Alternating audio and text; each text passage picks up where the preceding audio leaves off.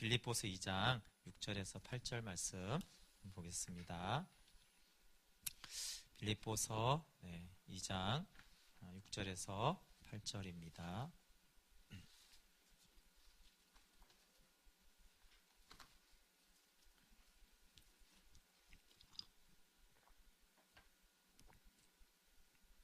빌립보서 2장 6절에서 8절 우리 다 같이 한 목소리로 같이 봉독해 볼게요. 시작. 그는 근본 하나님의 본체시나 하나님과 동등됨을 취할 것으로 여기지 아니하시고 오히려 자기를 비워 종의 형체를 가지사 사람들과 같이 되셨고 사람의 모양으로 나타나사 자기를 낮추시고 죽기까지 복종하셨으니 곧 십자가에 죽으심이라. 아멘. 네, 오늘은 삼위일체 이단과 하나님이신 그리스도 계속 삼위일체의 부분을 좀 나누도록 하겠습니다. 네, 우리 간단하게 좀 복습을 하면 우리 자신에 관한 지식이 마치 손으로 끌듯이 우리를 인도하여 하나님을 발견한다라고 했습니다. 그래서 우리가 힘겨울 때 우리가 낙심이 되는데 하나님은 낙심이 아니라 우리가 얼마나 비참한 존재이고 하나님을 의지해야 될 존재인지를 깨닫게 하십니다. 그리고 주권자 하나님을 아는 것이 우리 신앙생활에 너무 중요하죠. 모든 선한 것이 하나님으로부터 흘러 나오는 것입니다. 그리고 성경을 대할 때 성령이 조명하지 않는 성경은 죽은 글이 되고 독자들을 죽인다라는 것. 그리고 삼일체 하나님을 계속 나누는데요. 하나님은 한 본체이시며 이 본체 안에 삼위가 존재한다. 네, 어려우면서도 쉬우면 그런 말씀이시죠. 네, 그리고 계속 삼위 하나님을 말씀할 때 이제 뭐 성부 하나님에 대해서는 그분의 신성과 거룩은 이제 의심할 바가 없죠. 우리가 알았던 그 영광이, 거룩이, 전능하심이 성부 하나님께 있습니다. 특별히 이제 그리스도의 신성과 성령님의 신성을 나누었는데요. 그리스도의 신성에 대해서 결론적으로 결국 그리스도께서 바로 여호와이신 것이다. 네, 그래서 사도들은 유대인들이었는데 예수 그리스도가 자신들이 항상 경배했던 유일하신 하나님이라고 고백한 것이죠. 그리고 예수님도 내가 그인 줄을 알고라고 하면서 내가 그다라는 여호와라는 자기 계시로 예수님이 자신이 여호와임을 밝혔습니다. 또 성령님도 성령님의 신성에 대해서 성령님은 하나님이시고 여호와는 성령이시죠. 네, 그리고 이제 선지자들이 만군의 주의 말씀이라고 구약에서 선포한 말씀을 예수님과 사도들은 성령이 말씀하신 것이다 라고 하면서 그렇게 인용한 것만이 아니라요. 베드로후서 1장 22절에 이 예언이라고 할 때 이제 구약 성경에서 예언자들, 선지자들이 하신 말씀인데 이 예언은 성령의 감동을 받은 사람으로 하나님께 받아 말한 것이다. 그러니까 성령이 이 모든 말씀을 주셨다라는 것이죠. 그래서 모든 예언의 저자이신 성령님이야말로 참되신 여호와라고 말할 수 있습니다. 그래서 구체적으로 우리의 신앙생활에 삼위 하나님을 찬양하는 것이고 우리의 기도의 대상도 삼위 하나님이세요. 그래서 그냥 초신자 때 그렇게 배울 수는 있어요. 저도 기억이 나는데 1:1 제자양육 이런 데 보면은 우리가 하나님 아버지께 성령님 안에서 예수 그리스도의 이름으로 기도합니다.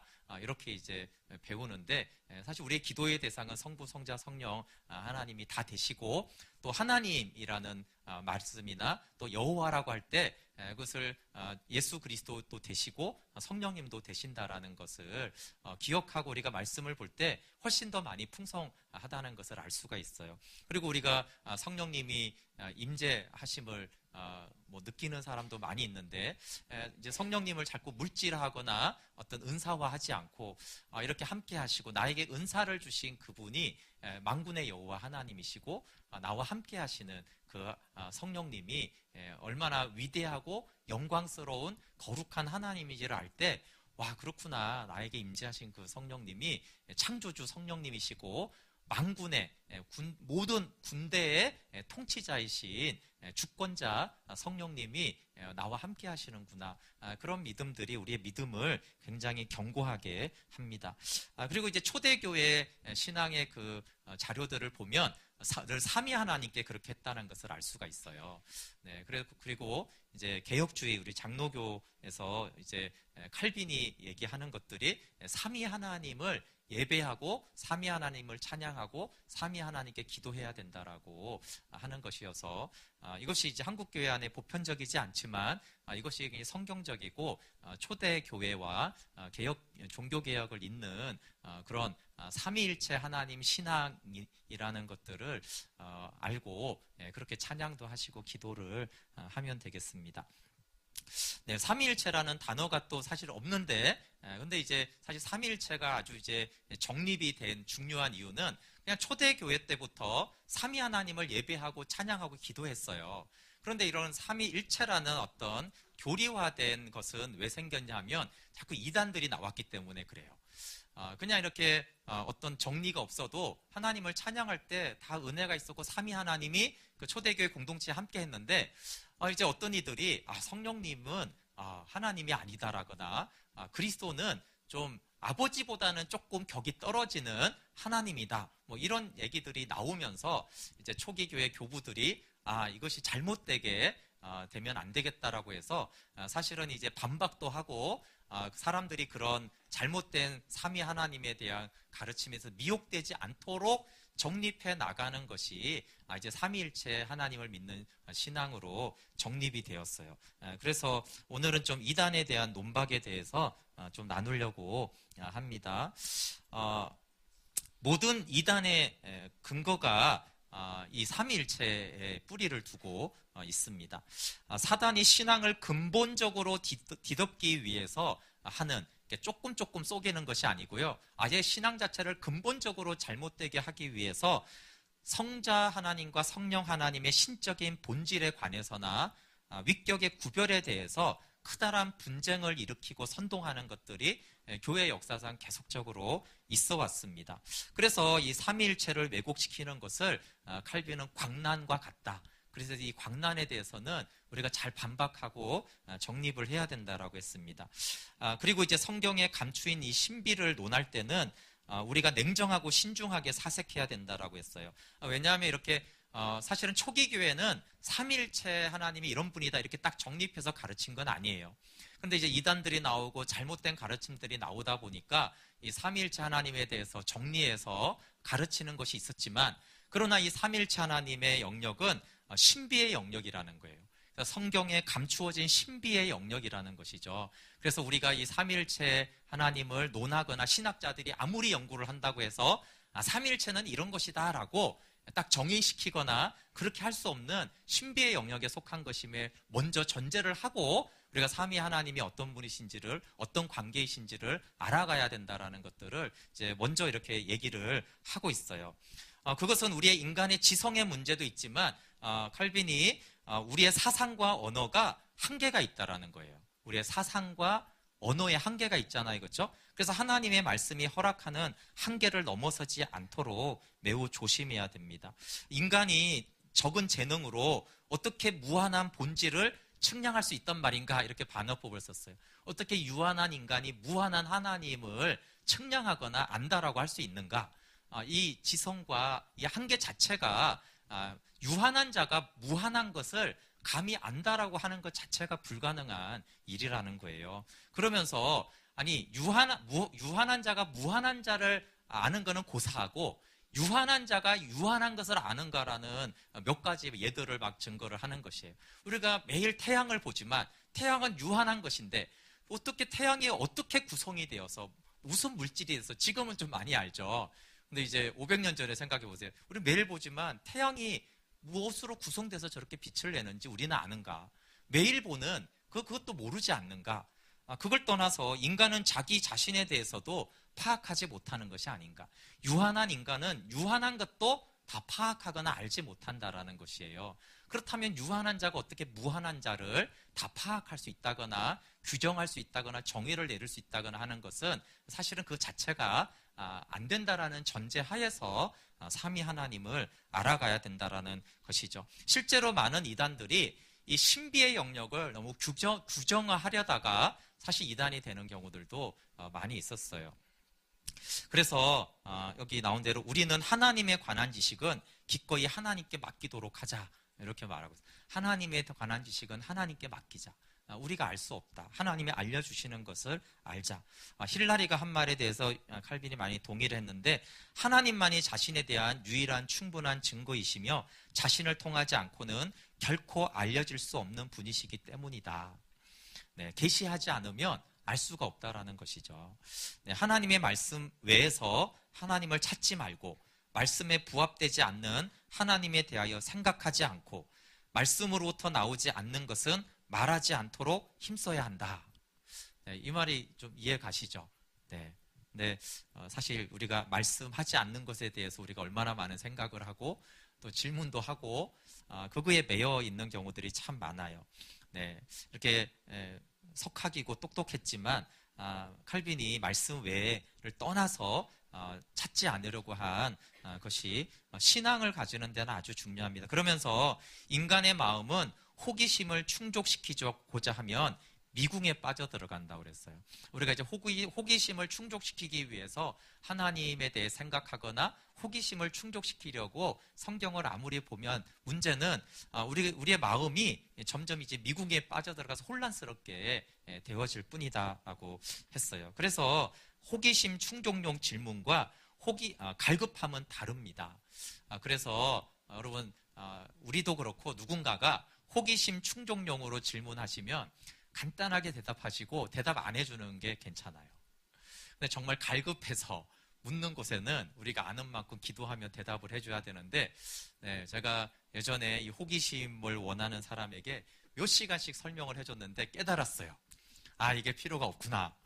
예, 모든 것이 궁금해요. 근데 이제 이 부분은 이제 개혁주의 신앙의 큰 장점이면서 좀 단점도 됩니다. 개혁주의 신앙은 성경이 말하는 것 외에는 생각하거나 말하지 않으려고 해요. 이것은 하나님을 알고 신앙을 가지는 데는 매우 유익합니다. 그 서영선 목사님이 오성종 교수님이라는 분을 좀 성경 공부하는 데를 소개해서 제가 한동안은 좀 잠깐 갔었던 적이 있었거든요. 정말 박식하시고 똑똑하시고 독일에서 공부하시고 뭐 그런 거는 또 교수님들 중에 많이 봤는데요. 성경을 안 보고 성경을 학가다를 하셨는지 너무 많이 암송하는 거예요. 뭐 장절이 구절이 막 나오세요. 근데 사실 교수님들이 의외로 신학에 똑똑하지 성경을 많이 모르거든요. 서영서 목사님도 안 보고 막 성경 장절을 많이 아시는데 그 교수님이 훨씬 더 많이 아세요. 그래서 제가 이 교수님이 어떻게 성경을 저렇게 많이 읽으시고 신학만 하는 것이 아니라 굉장히 훌륭하시고 참 아는 것도 많으시구나. 그리고 여러 분야에 관심도 있더라고요. 개혁주의 보수적이지만 이제 성령 은사 사역도 많이 이해하시고 그래서 방대한 지식을 갖고 계셨어요. 근데 이분이 어떤 것들을 질문할 때 그건 잘 모르겠다 이런 말을 되게 잘하세요. 의외로요. 무슨 말이냐면 예를 들어 이순신이 구원받았냐 뭐 이런 질문 한 건 아니에요. 그런 질문 하잖아요. 그러면 성경이 그걸 잘 말하지 않기 때문에 잘 모르겠다 이렇게 말씀하세요. 그러니까 성경이 모르는 것을 굳이 많은 지식이 있으니까 얘기할 수도 있잖아요. 그렇죠? 뭐 들은 것도 많고 그런데 그걸 굳이 말해주려고 하지 않고 우리는 성경이 말하지 않기 때문에 정확하게 모르기 때문에 잘 모르겠다라고 하는 것이 더 나은 것 같다 이렇게 말씀하셔서 제가 좀 그게 굉장히 제가 그분보다 모르는데 누가 말하면 저는 막 설명해 주려고 예측해서 할 수 있는 거는 있잖아요. 그렇죠?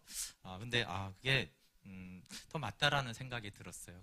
그 의미는 우리가 좀 성경이 말하는 바를 또 주목하는 것이 더 낫겠다라고 하는 뜻도 되는 것이죠.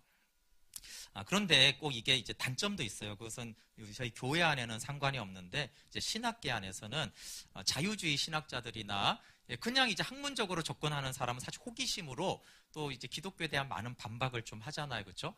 그런데 이제 성경 안에서만 대답하면은 이제 그런 데 대해서 소통이 좀 안 되는 부분들이 좀 이제 개혁주의의 단점이기도 합니다.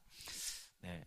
이 세르베투스의 반삼위일체론, 뭐 이건 사실 이 사람 별로 중요한 사람은 아닌데 이 세르베투스는 어떻게 유명하냐면 칼빈을 비난하는 사람들 때문에 세르베투스가 굉장히 유명합니다.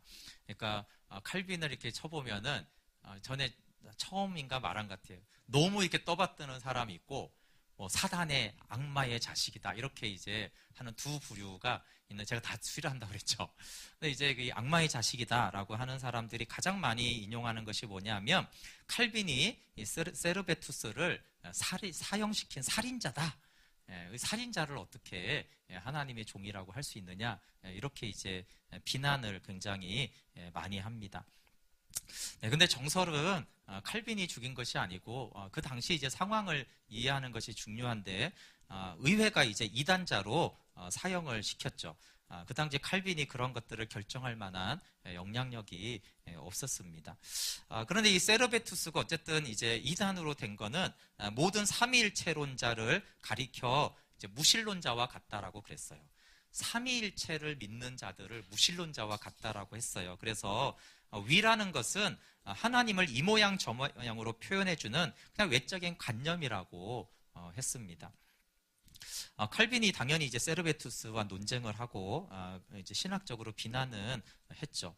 그래서 참고로 우리가 좀 신학자들은 몰라도 되는데 어떤 사람이, 어떤 신학자가, 어떤 목회자가 이렇게 보는 관점을 보면은 이 사람이 이제 잘 보는지 아니면 좀 무시해야 되는 사람들인지를 알 수가 있어요. 그 칼빈이 세르베투스를 죽인 살인자라는 이런 것들은 어떤 거냐 하면 아주 그냥 그 단편만 딱 끊어서 이제 보는 거예요. 뭐 단순한 논리로 칼빈은 제네바의 목회자고 제네바의 지도자였는데 거기서 세르베투스가 재판을 받아서 사형을 받았어요. 그러니 칼빈이 책임자니까 칼빈이 사형을 시킨 거네. 평소에도 칼빈이 세르베투스를 많이 논쟁하고 비난을 했더니 그냥 이런 논리만 딱 가지고 그냥 사형이 그렇게 이제 말하는 것이에요.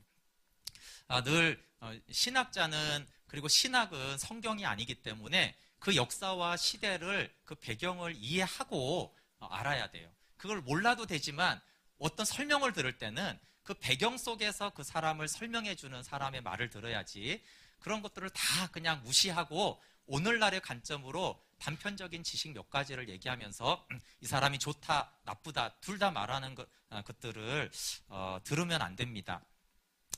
루터가 훌륭한 사람이지만 루터도 예를 들면은 오직 믿음을 강조하기 위해서 야고보서를 지푸라기 서신이라고 그랬어요. 그러면 루터가 아니 성경 66권을 하나님의 말씀을 어떤 거는 로마서는 올리고 어떤 거는 지푸라기처럼 무시했으니까 그 루터는 그 행함에 대한 믿음이 없는 잘못된 신학자가 아닌가, 이렇게 이제 생각할 수 있잖아요, 그렇죠? 이게 단편적으로 보면 사실 그래요. 비난을 할 수 있죠. 그런데 이제 루터 상황은 어떤 상황입니까? 가톨릭 시대에 처음 종교개혁을 했잖아요, 그렇죠? 근데 가톨릭의 가장 그 문제가 되는 건 뭐였냐 하면 공로주의였어요. 공로주의. 인간이 무엇을 해서 구원을 받을 수 있다는 공로주의가 너무나 강력했어요. 그러니까 이제 루터는 어떻게 해야 돼? 오직 믿음으로 구원받는 것을 강조해야 됐잖아요, 그렇죠? 그래서 그 시대적인 정황 속에서 루터는 믿음의 사람이고 진리를 바르게 잡은 사람이 맞아요.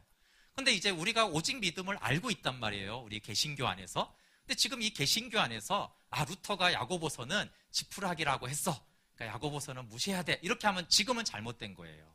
근데 지금에서 관점에서 보면은 루터는 잘못됐지만 그 시대에서 볼 때 루터는 바른 신앙이 무엇인지를 알려주기 위해서 오직 믿음을, 그리고 로마서를 강조한 것이기 때문에 그 당시로서는 바른 가르침이었다라고 볼 수가 있는 것이에요. 또 루터에 대한 그 비난 중에 하나가 말년에 루터가 굉장히 영적으로 심신이 약해졌을 때 유대인에 대한 저주를 했어요. 그런데 이걸 히틀러가 이제 유대인들을 죽이면서 루터를 인용하면서 나는 루터를 따라서 한다라고 하면서 이게 오늘날에도 많은 문제가 됩니다. 그래서 지금 이스라엘이 루터를 굉장히 싫어해요. 그리고 루터와 함께 루터가 한 개신교는 유대인들을 학살한 그런 소문들이 지금도 많이 있습니다.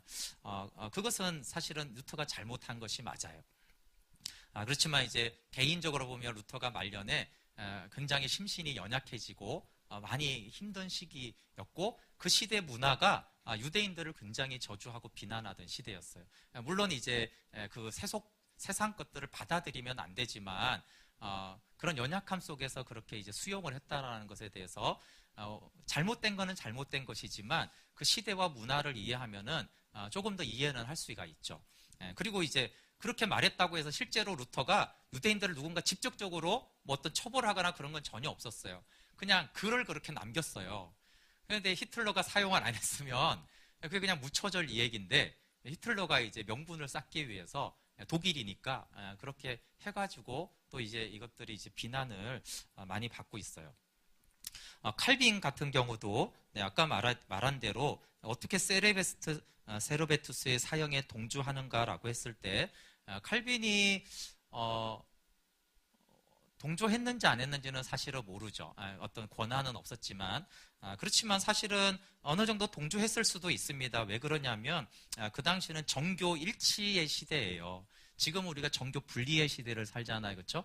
정치와 종교가 분리되었는데 물론 카톨릭 시대 때 어마어마한 그 사형은 악한 것이지만 이 정교가 일치되는 시대를 이해하면은 왜 그렇게 종교 재판으로 사람을 죽였는지에 대해서 어느 정도 또 이해할 수 있는 부분이 있습니다. 그리고 이제 칼바르트라고 하는 우리 저희 교단에서는 인정하는 유명한 신학자도 마찬가지예요. 그 이제 자유주의 신학이 너무나 횡행하고 히틀러의 전쟁을 겪었어요. 그래서 그 시대적인 배경 속에서 이 신정통주의가 굉장히 중요한 역할을 했고, 그런데 예를 들면 이제 칼바르트는 창조주 하나님에 대해서 그렇게 말을 하지 않았어요. 그 왜 그러냐면 히틀러가 그걸 이용했기 때문에 그래요. 그렇기 때문에 그 시대 바로 이후에는 칼바르트가 창조주 하나님에 대한 보편적인 어떤 것들을 하지 않았던 거예요. 그래서 십자가 복음, 구속을 중심으로 이제 신학을 펼치거든요. 근데 그거를 이제 히틀러가 우리는 없잖아요. 그렇죠? 그런 걸 다 무시하고 지금 이렇게 보면 칼바르트는 이런데 문제가 있네. 이렇게 이제 비판하기가 쉬워요. 그래서 이제 문제는 있죠. 그렇지만 그 시대 속에 그가 왜 그 시대 이런 신학을 사람들이 악하게 사용하지 못하도록 하고 바르게 교회를 세우기 위해서 그렇게 이제 했다라는 것. 그러니까 이런 것들이 이제 같이 되면서 이렇게 했고 단점은 이런 게 있다. 이렇게 이제 생각을 하고 또 이제 받아들일 때도 마찬가지죠.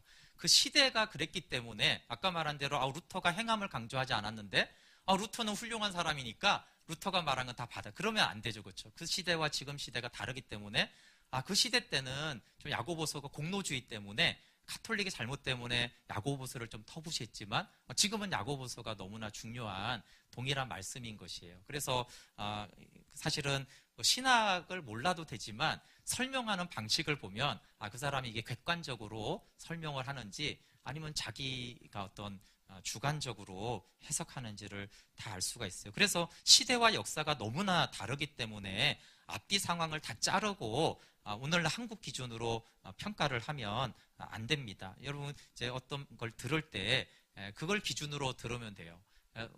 모든 걸 다 무시하고 현대적인 기준으로 이렇게 해버리면은 오해가 면 심지어는 성경조차도 그런 문제가 생겨요. 아니 왜 아브라함은 첩을 둔 거야? 그렇죠? 그 현대 기준으로 보면 그럼 아브라함은 나쁜 놈이네 이렇게 되잖아요.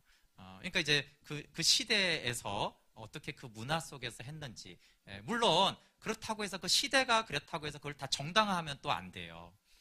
오늘날에는 그걸 분별해야겠구나. 비록 아브라함이 이런 건 했지만 나는 안 해야지. 이 신학자는 이렇게 말을 했지만 그건 지금 시대는 맞지 않기 때문에 아무리 훌륭한 신학자가 그렇게 말을 했어도 믿음의 선배가 그렇게 했어도 이거는 지금은 따르면 안 되는 거구나. 이렇게 이제 저희들이 하는 것이 낫습니다. 왜냐하면 칼빈을 비난하는 사람들 거를 들어보면 그렇게 딱 잘라서 하면요 진짜 칼빈이 나쁜 놈이거든요. 그런 지금 한국 교회 상황에서 그냥 무턱대로 정보를 이제 편집해서 하는 것들은 문제가 됩니다. 그래서 탁월한 신학자들이란 그 시대에 탁월한 답을 한 것이지 성경적인 진리를 그대로 한 것은 아닙니다. 그리고 이제 또 두 번째 이 발렌티노 장틸이 있는데 유니테리안이라는 걸 얼마 전에 제가 기독교 영화가 있어서 이렇게 흥미롭게 재밌게 봤는데 보니까 유니테리안들이 만든 영화더라고요. 유니테리아는 그냥 성부 하나님만 참 하나님이다. 사실은 그 얘기를 하는 파예요. 하나님이 성자와 성령을 지으시고 이들에게 자신의 신격을 주입하였다. 여러분 이렇게 생각하는 사람이 굉장히 많잖아요. 왜냐하면 이제 성부로부터 아들이 나왔다 이렇게 이제 이런 말들을 들었기 때문에 하나님이 성자와 성령을 지으시고 이들에게 피조물이 아니라 신격을 주입했다라고. 그래서 성부만이 결국은 유일한 본질의 수여자라고 생각하는 것이. 그래서 성부는 성자와 성령과는 구별이 된다. 그러니까 여기서도 성자와 성령을 하나님이라고 말하는 거예요. 근데 이제 구별은 된다는 거예요. 성부 하나님과 성자 하나님은 구별이 된다. 왜냐하면 성부 하나님은 본질의 수여자고 성자와 성령 하나님은 본질을 받았기 때문에 구분이 된다라고 하는 거예요. 그러다 보면은 결국 성부만이 하나님이라는 결론을 내리게 돼요. 네, 이것이 이단에게 속했다라는 것을 잘 알아두면 좋겠어요. 네. 근데 우리나라에서 흉용하는 이단들은 이제 이렇게 애매한 이단들보다는 너무나 명백한 이단들인데, 안타까운 것은 너무나 이렇게 헷갈리는 이단도 아니고 너무나 명백한 이단들에게 300만 명이 있다 이렇게 하는 게 너무너무 속상한 일인 것 같아요. 지금 막 몇 년 동안 극성이었던 신천지는 이렇게 애매하게 하는 것이 아니고요. 예수님의 신성을 완전히 부인하거든요. 그냥 그들의 논리는 이런 거예요. 간단하게 예수님을 어떻게 보냐면 하나님이 각 시대마다 중보자와 계시자를 쓰셨다. 그래서 어떨 때는 모세를 들으셨었고 어떨 때는 이제 엘리야를 들었었는데 예수님 시대 때는 예수님을 들어서 하나님의 말씀을 전하게 하셨다. 그리고 이제 계시록 때는 사도 요한을 들어서 하나님이 말씀하셨다. 시대마다 하나님께서 하나님의 말씀을 선포하고 하나님을 나타내는 하나님의 사람들을 택하셨는데 지금은 누구를 택했어요? 지금은 이만희를 택했다는 거예요. 이만희를. 그러니까 예수님의 신성을 완전히 부인하는 거예요. 그냥 모세나 엘리야나 요한이나 예수님이나 똑같고 그 동급이 이만희인 거예요. 그러면 이게 삼위일체 하나님을 알면 예수님이 만군의 여호와라고 그랬잖아요. 그렇죠? 전능하신 거룩하신 분이라고 했잖아요. 네. 그런데 어떻게 모세와 예수님이 동급이 될 수가 있겠어요? 근데 이걸 딱 가르칠 때부터 저거는 이단이구나 이렇게 딱 알아야 되는데 사람들이 그런가? 이렇게 이제 물론 이거보다 더 논리적으로 설명을 하지만 너무 이 삼위일체에 대해서 모르는 것 때문에 이단이 너무 많이 이것만 알아도 어떤 이단에도 걸려들지 않을 수가 있어요. 네. 근데 이제 그 문제는 이제 이단들이 그냥 하는 것이 아니라는 거예요. 신천지도 제가 그냥 이렇게 신천지를 들었을 때는 신천지에 빠지는 사람 너무 이해가 안 간다. 이렇게 제가 들었는데 제가 신천지에 빠진 청년이 좀 상담을 해서 두세 달 정도 교육을 받았더라고요. 그래서 제가 노트를 한번 가져와 봐라. 이렇게 해서 제가 이제 노트를 쭉 봤더니요. 정말 속아 넘어가겠더라고요. 이렇게 신천지 이단 이럴 때는 이단 요소만 쭉 말하니까 그런데 왜 빠져 이러는데 노트를 보니까 어떻게 돼 있냐면 맞는 얘기 많이 하다가 안 맞는 얘기 하나 집어넣고 맞는 얘기 한참 하다가 그러니까 한 두세 시간 강의에 한 3시간 정도에 하나 정도만 거짓을 넣는 거예요. 나머지는 다 좋은 것처럼 이렇게 해요. 근데 이 하나를 넣는 것들을 나중에 이제 꿰요. 그래서 이제 받아들였잖아요. 이미 한 3시간에 하나만 얘기하니까 그게 옳다라고 이렇게 받아들인 거예요. 근데 이런 것들을 나중에 이제 연결을 해가지고 너무 전혀 다른 얘기들을 하는 것이에요. 그래서 이제 제가 그 자매한테는 다 이렇게 해서 이제 설명을 하니까 정말 그렇구나 그러는데 이렇게 속아 넘어가는 것도 좀 이해가 돼요. 그렇지만 정말 깨어 있으면 하나님 삼위일체 하나님이 누구신지를 알면 금방 그런 대목이 딱 나왔을 때 딱 이제 발견이 돼야 되는데 한국 교회 성도들이 그게 너무 안 되니까 신천지들이 막 교회 다니는 사람만 찾아다니면서 사실은 하잖아요, 그렇죠? 너무 모른다라는 전제를 가지고 하는 것이 너무 안타까운 거죠. 근데 초기 때부터 그랬다는 거예요. 초기 교부들 중에 이레니우스나 터툴리안이라는 사람들이 굉장히 유명한 사람인데 이단들이 그들의 어떤 말을 인용해서 우리의 말이 옳다라는 것들을 그러니까 초기 때부터 그냥 말하는 것이 아니라 굉장히 자기네 말이 맞다라는 논리들을 폈던 것에 대해서 칼빈이 반박을 하면서 다 거짓이다 이렇게 말을 하고 있어요. 네, 하나님의 명칭은 성부만 지칭하는 것이 아니다. 네, 삼위 하나님에 대해서 다시 좀 말하는데 성부만 유일한 하나님이라고 하는 자들의 헛된 주장이다. 네, 성경에서 어떤 조건 없이 하나님을 언급할 때 언제나 그것은 성부에게만 적용된다. 이런 말이 헛된 말이라는 거예요. 맞는 말이 아니고 구분이 가세요? 네, 네, 저기는 없네요. 네, 제가 그러니까 성경에서 그냥 하나님, 그러면 그 하나님은 성부 하나님이야. 그러면 잘못됐다라는 거예요. 그렇구나. 그러면 안 되고 그건 잘못된 가르침이라는 거예요. 물론 몰라서 그렇게 할 수 있지만, 그래서 우리는 순서와 지위에 있어서는 신성의 근원이 성부에 있다는 것을 인정한다. 뭐 이런 것들이 자꾸 헷갈려서 그렇게 성부 성자를 구별하는 거예요. 순서와 지위에 있어서는 신성의 근원이 성부에게 있다는 것을 우리가 믿고 고백합니다. 예수님도 아버지는 나보다 크다라고 했잖아요. 그렇죠? 그래서 아들은 성부를 보다 높은 위치에 계시는 분으로 말씀하셨어요. 그런데 이것이 영원한 본질에 관련해서 자신이 성부보다 열등하기 때문에 2차적인 신격이 있다라고 말한 것은 전혀 아니라는 거예요. 그러니까 하나님의 신성의 본질에 있어서 높고 낮음을 말한 것이 아니라는 것이에요. 순서에 대한 것이라는 것을, 지위에 대한 것이라는 거죠.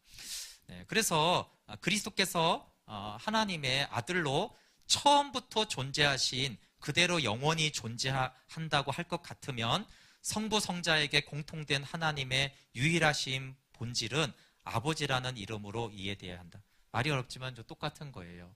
네, 아들과 성령님이 처음부터 존재하신 그대로 영원히 존속하는 하나님으로 인정을 한다라면 공통된 아버지의 본질을 가졌다라고 할 수 있다는 것이에요. 뭐 그 말은 좀 어려워서 밑에 있는 말을 좀 보면 됩니다. 그래서 예수님이 성자인 이상 우리는 그가 성부로부터 오셨다라고 주장한다는 거예요. 성자니까 성부로부터 오셨다라고 하는 것이에요. 그런데 성부로부터 오셨다라고 하는 것이 그의 본질에는 기원이 없거나 그의 위의 근원은 하나님 자신이다. 본질에 기원이 없고 하나님이라는 것 위에 있어서 그래서 하나님은 본질에 있어서 하나이시며 성자 성령의 본질은 비발생적이다. 네. 수여받아서 신성을 가진 것이 아니라는 것입니다. 네, 그래서 우리가 복음 생명 캠프를 할 때나 저희 교회에서 내어줌과 복종의 존재법에 대해서 말할 때 상위 권위와 하위 권위를 말할 때 그것도 잘 이해를 해야 됩니다. 예수님이 하위 권위라는 것이 영원한 신성의 본질의 차이가 있다거나 그렇지 않다는 거예요. 영원한 본질은 동일합니다. 다만 순서와 지위를 말하는 거예요. 순서와 지위의 상위 권위와 하위 권위로 나누는 것이죠. 그 대표적인 말씀이 빌립보서 2장 6절부터 8절이에요. 그렇죠? 예수님은 근본 하나님의 본체세요. 그래서 사실 하나님과 동등하시죠. 그것을 동등하다고 해도 전혀 문제가 없는 하나님 자신이세요. 스스로 존재하시는. 그러나 그 동등됨을 취할 것을 여기지 아니하시고 자신을 비워서 종의 형체로 그리고 아버지께 복종하심으로 하위 권위로 순종하셨잖아요. 그렇죠? 그렇다고 해서 예수님이 어떤 더 열등하기 때문에 복종하셨다라거나 열등하기 때문에 아들이시다라고 하는 것이 아닙니다. 인간관계도 동일하게 우리가 유추를 해야 됩니다. 왜냐하면 상위 권위와 하위 권위의 관계가 하나님이 그 원리로 모든 인간 세계도 그렇게 했다고 그랬잖아요. 그렇죠? 목자와 양, 부모와 자녀, 남편과 아내, 주인과 종의 관계를 얘기했잖아요. 그렇죠? 근데 이제 하나님을 성부 하나님이 더 하나님, 더 높은 신격, 아들을 좀 신성이고 하나님이지만 아들이니까 좀 낮은 하나님, 이렇게 이제 정리가 되면 이것도 큰 문제고요, 그렇죠? 이 원리가 사람에게 오면 어떻게 돼요? 뭐 대표적으로 남편과 아내에 대해서 할 때 남편이 상위권위인 거는 분명히 맞고 남편에게 복종하라고 했는데 마치 이거를 남편이 좀 우위인 인간이고 아내가 좀 열등한 인간인 것처럼 이게 완전히 잘못됐다라는 것이에요. 그러니까 하나님에 대한 이해가 잘못되면 인간에 대한 이해도 잘못된다는 거예요. 근데 부부만이 아니라 그러면 부모에게, 그렇죠? 부모와 자녀가 있을 때 부모는 좀 더 뛰어난, 좀 더 질적으로 높은 사람이고 자녀는 좀 낮으니까 네가 나한테 복종해야지. 전혀 그렇지 않다라는 것이에요. 아이나 어른이나 심지어 주인과 종도 어때요? 당신은 노예가 있었잖아요, 그렇죠? 근데 삼위일체 하나님을 볼 때는 주인이나 종이나 동일한 사람이라는 거예요. 동일한 본질의 인격을 가진 동일한 사람이라는 거예요.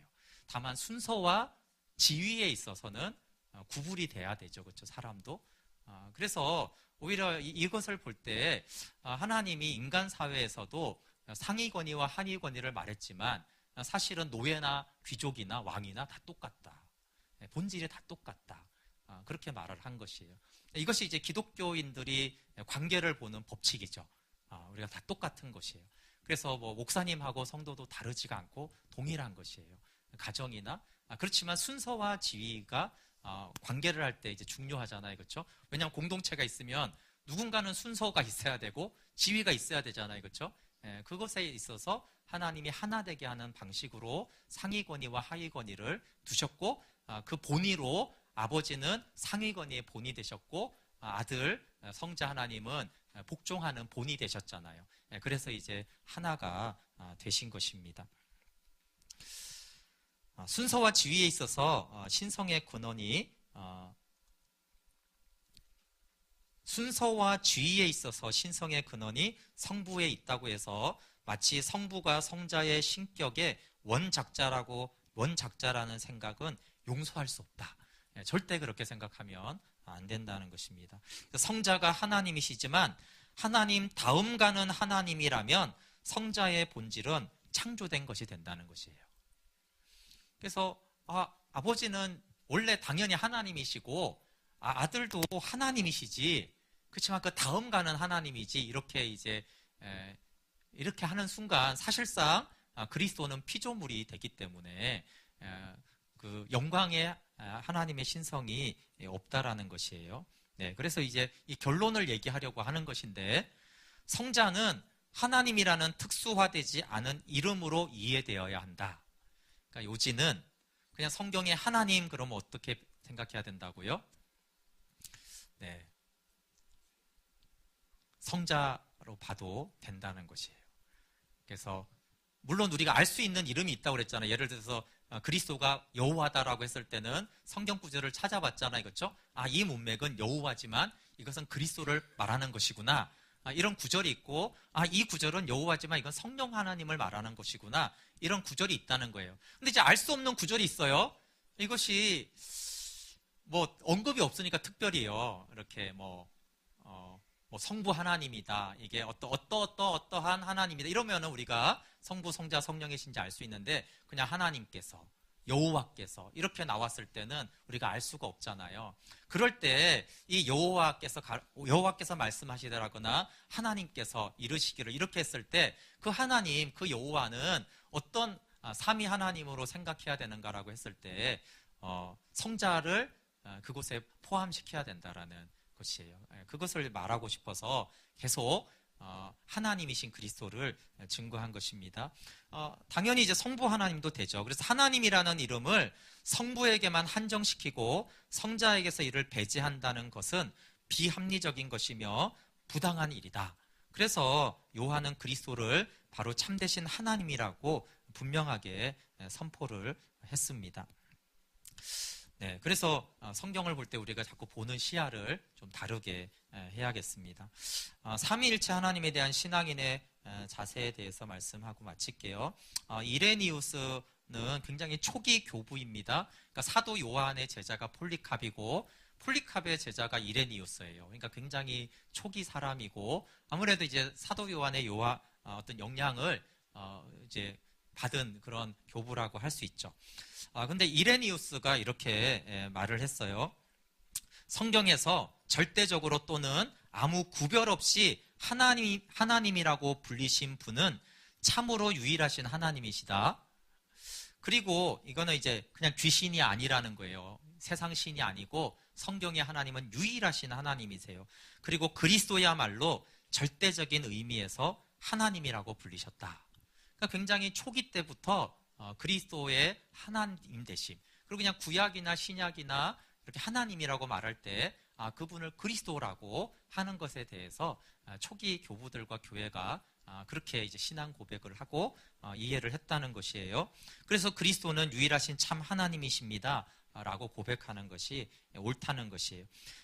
이레니우스만이 아니라 교회에서 인정하는 모든 학자들은 이렇게 설명한 삼위일체 교리들을 다 동의하고 확정해 주었습니다. 그래서 어거스틴이 우리가 볼 때는 어거스틴이 굉장히 초기 사람이지만 이제 어거스틴이 이제 신학을 삼위일체 하나님을 이론을 할 때 그 앞에 있었던 이제 이레니우스 같은 사람들은 그 앞에 교부들이거든요.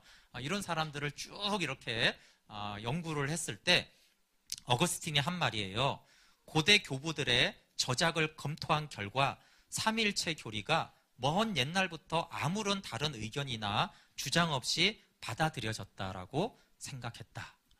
네, 초기 교부들이 다 이것을 인정했다라는 것이에요. 그래서 어거스틴이 삼위일체 하나님을 혼자 주장한 것이 아니라, 물론 어거스틴이 가장 이 초기 교부들보다 삼위일체 하나님을 설명을 잘한 사람이에요.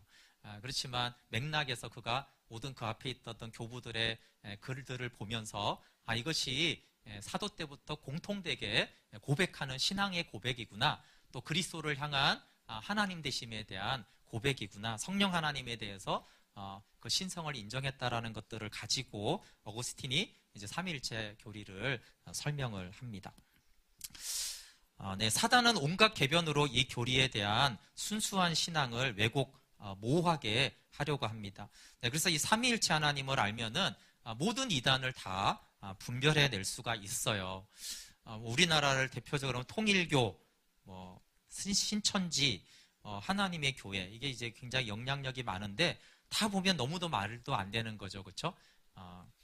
신천지는 보혜사 이만이고 하나님의 교회는 안상홍을 하나님이라고 하고 이제 나중에 어머니 하나님 장길자를, 그러니까 하나님이라는 말을 막 사람에게 갖다 붙이는데, 그렇죠? 그런 이단이 근데 이 한국 교회 안에 너무 횡행하다라는 것이 너무 안타까운 거죠. 하나님이라고 할 때, 그래서 이레네우스가 성경에서 하나님이라고 할 때는 유일하신 하나님이라는 거예요.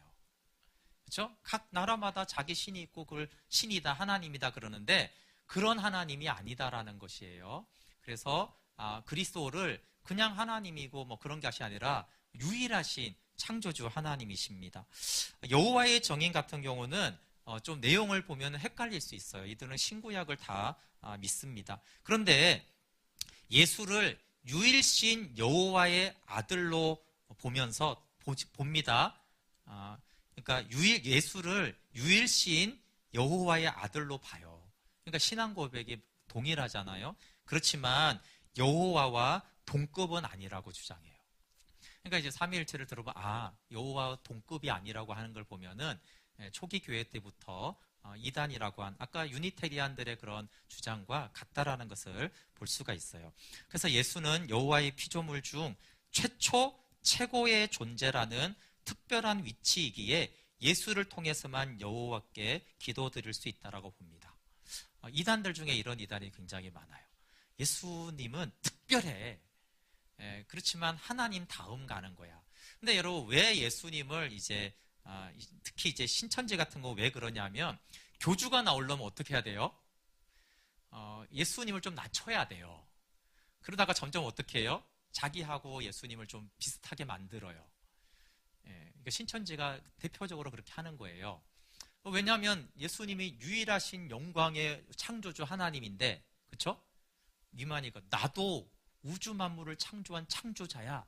이러면 이제 사람들이 다 웃잖아요, 그렇죠? 그러니까 이제 인정하는 것 같으면서도 예수님은 여호와는 아니지. 조금 이제 다르지. 특별하긴 하지. 놀랍지. 성령께 사로잡혔지. 이런 얘기들을 합니다. 기적도 행하셨고, 그러면서 이제 교주들도 거짓이지만 기적도 행하잖아요, 그렇죠? 그들의 이론으로는. 그리고 놀라운 계시가 열렸잖아요, 자기들의 말로는. 그러니까 이제 예수님하고 자기들이 이제 비슷하게 이제 해가면서 내가 그런 중재자다라고 하는 것입니다.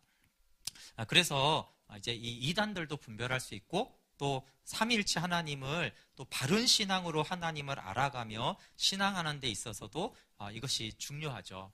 또 이단들이 아니고 이단에 빠지지 않아도 우리가 내가 만든 하나님이 아니라 성경이 계시하는 하나님을 알아가는 초석이 되어집니다. 사실 여러 번 나눴지만 그리스도가 만군의 여호와 창조주 하나님이시고 성령 하나님이 만군의 여호와고 하나님이신 것을 묵상할 때 사실 복음도 다르게 이해가 되어지죠. 네. 이게 요즘에 이제 한우들을 위해서 기도할 때 이제 이 기독교 강요를 나누면서 이렇게 기도해요. 만군의 여호와 그리스도께서 채찍에 맞으셨는데, 그리고 예수님이 채찍에 맞음으로 우리가 나음을 입었다고 하잖아요, 그렇죠? 근데 우리가 예수님을 대단한 분으로는 보지만 만군의 여호와로 보지 않고 좀 대단하고 특별한 존재라고 생각을 할 때 2000년이 지나가지고 내 것까지 또 뭐 요즘 저런 것까지 그분이 정말 담당하셨겠나? 이런 게 이제 사단이 불신을 주죠.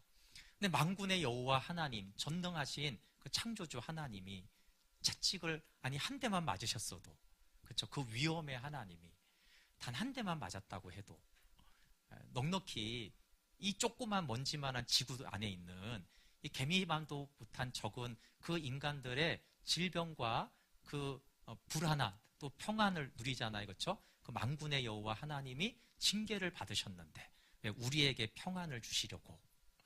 근데 그 영광의 하나님이 억울하고 침뱉음 당하고 조롱과 멸시를 당했는데 그 하나님의 은혜가 이 피조물 중에 이 우주 가운데 이 작은 우리에게 평안을 주지 못할 그런 평안이겠는가?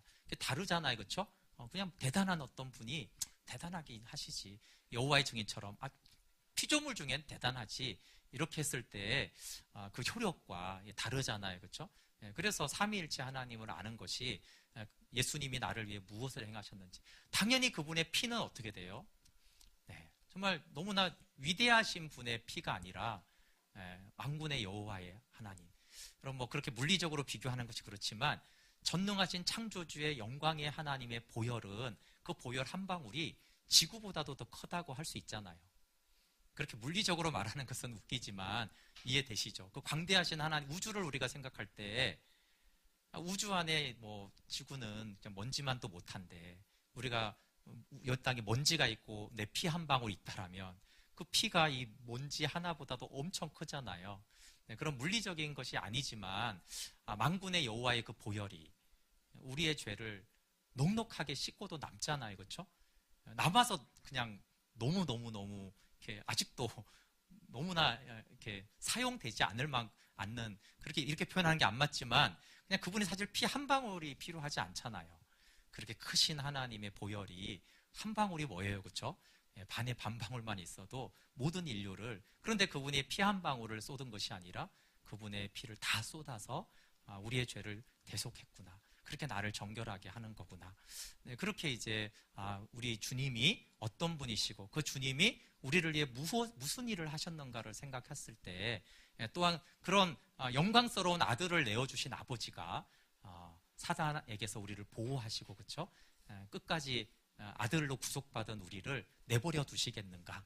성경이 일관되게 아니다, 그분 신실하셔서 끝까지 돌보신다, 그렇게 말하는 것들에 대해서 너무나 이해가 되는 것이죠. 네, 우주를 창조한 아무것도 아닌 인간을 위해서 그 창조주 하나님이 십자가에 죽으시고 부활하셨는데 그 하나님이 우리를 어떻게 대하시는지, 네, 그리고 그리스도 안에 있다라는 것이 무슨 뜻인지, 그 그리스도 안에 있다라는 건 만군의 여호와 안에 있다는 거잖아요. 네, 그러면 세상을 넉넉히 이긴다라는 그 말씀이 충분히 가능하고도 남는 말씀이구나 라는 것들을 우리가 알 수 있습니다. 네, 함께 찬양하고 같이 기도하겠습니다.